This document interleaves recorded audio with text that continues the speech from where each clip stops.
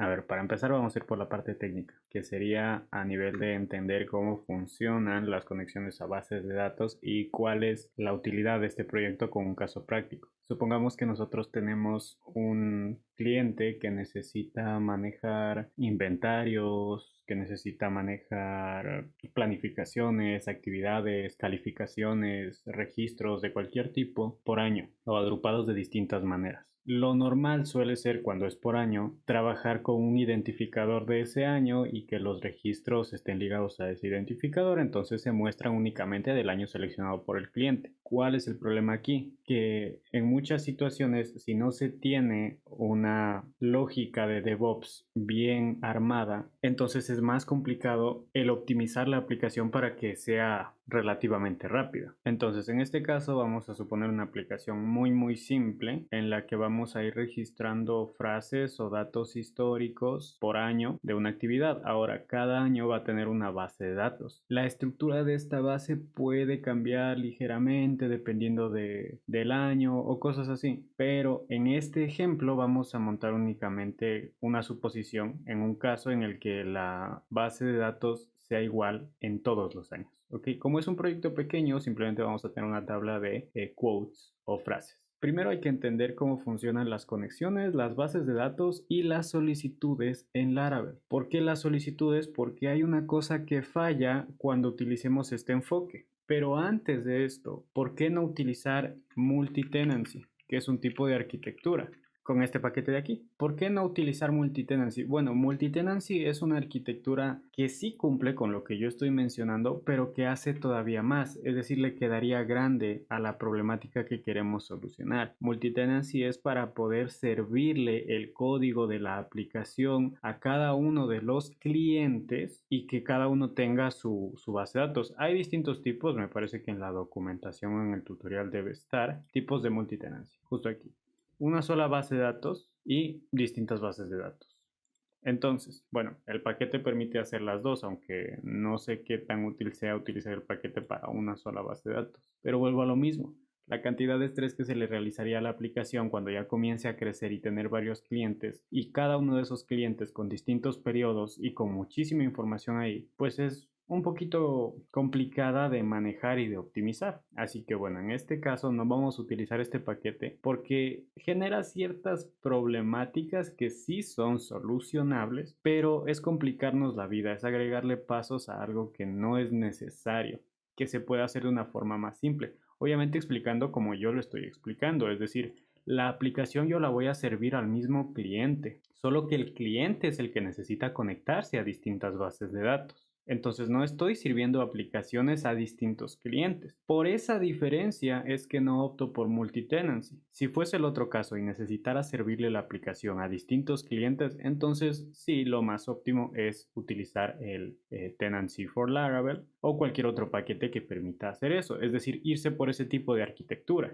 Ahora sí, la explicación de cómo funciona. Bueno, Laravel funciona a través de conexiones a bases de datos. Cuando nosotros iniciamos un proyecto, esto lo voy a mostrar cuando ya inicialicemos la aplicación, tenemos distintas conexiones a bases de datos. Y podemos agregar más. La conexión principal que tenemos si estamos trabajando con una base de datos MySQL es una conexión llamada MySQL, que no sé por qué no puedo ocultar eso, pero es una conexión llamada MySQL y podemos crear, en este caso vamos a crear una conexión llamada Dynamic, una conexión dinámica. Estas dos conexiones van a servir. La primera va a estar conectada a una base de datos llamada Main, que se va a encargar de manejar usuarios, roles, permisos e información propia de, en este caso, el cliente, que va a ser compartida entre las distintas bases de la información. Es decir, si yo tengo, por ejemplo, un sistema de calificaciones y quiero cargar información de los profesores, de la institución, imágenes para, bueno, tal vez imágenes o algún otro tipo de archivo en la base de datos, porque el almacenamiento va a ser compartido, algún otro tipo de archivo que necesito guardar en un base 64 o que necesito almacenar por alguna situación en la base de datos, pues lo voy a hacer aquí porque se van a compartir entre toda la aplicación.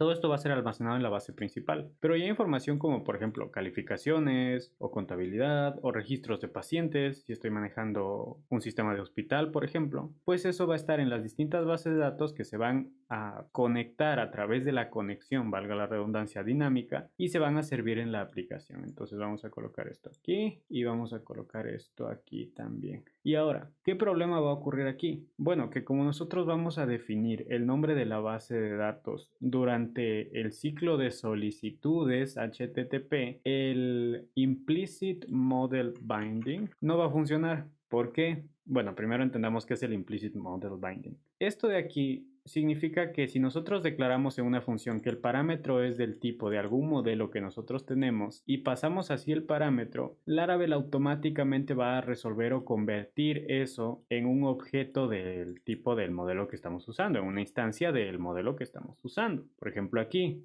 en este ejemplo, yo tengo una ruta por el método get que inyecta un parámetro que se va a llamar user a nivel del manejo de rutas, pero que puede ser, y de hecho va a ser un entero, y una función que se ejecuta al ejecutarse esta ruta. Esta función me dice que el parámetro user va a ser de tipo instancia de user, y después me retorna el correo del usuario. Yo no estoy convirtiendo esto, este int, este entero, no lo estoy convirtiendo explícitamente en un usuario, no estoy utilizando un find. Esto funciona en la mayoría de los casos, por no decir en todos, pero en este caso no va a funcionar. ¿Por qué? Porque la solicitud del Laravel, de hecho aquí tengo los dos enlaces, que los voy a dejar igual en la descripción, la solicitud del Laravel funciona, de hecho esto también está en la documentación, si yo busco request Lifecycle, me da una explicación de cómo funciona la solicitud, por dónde va ingresando, cómo se ejecuta, los kernels, el kernel HTTP o el kernel de consola, los proveedores de servicio,